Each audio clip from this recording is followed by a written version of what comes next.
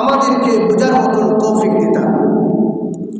আল্লাহ পাক রব্বুল আলামিন সূরা বাকারার 275 নং আয়াতের কিছু অংশের মধ্যে আল্লাহ পাক রব্বুল আলামিন ঘোষণা করে দিয়েছেন, আহাল্লাল বাইয়া ও হারামার রিবা।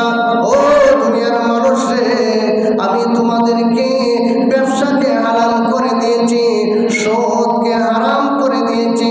ও বান্দা, ও বান্দা রে, আমি তোকে বড় মায়া করি, মহব্বত করি, ভালোবাসি, যার কারণে আমি আল্লাহ তোমাদেরকে জানিয়ে দিয়েছি তোমাদের জন্য কোনটা হালাল কোনটা হারাম, কোনটা আমি হালাল করে দিয়েছি কোনটা হারাম করে দিয়েছি।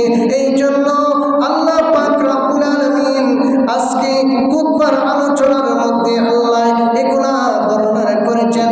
দয়াল নবীজি বিভিন্ন হাদিসের মাধ্যমে ঘোষণা করে দিয়েছেন, ও দুনিয়ার মানুষ, আল্লাহ পাক রব্বুল আলামিন যেখানে আমাদের জন্য ব্যবসাকে হালাল করে দিয়েছেন, আমরা এই ব্যবসাকে আমরা সুন্দরভাবে করব, ব্যবসাকে হালালভাবে করব।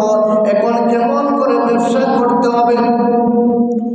ব্যবসা হলো দুই জাতীয় জিনিস হতে হবে, দুই জাতীয় জিনিস হতে হবে, এক জাতীয় জিনিস হলে হবে না।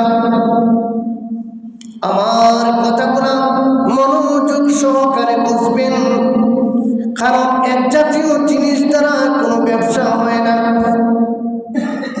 টাকার দ্বারা টাকার কোনো ব্যবসা হয়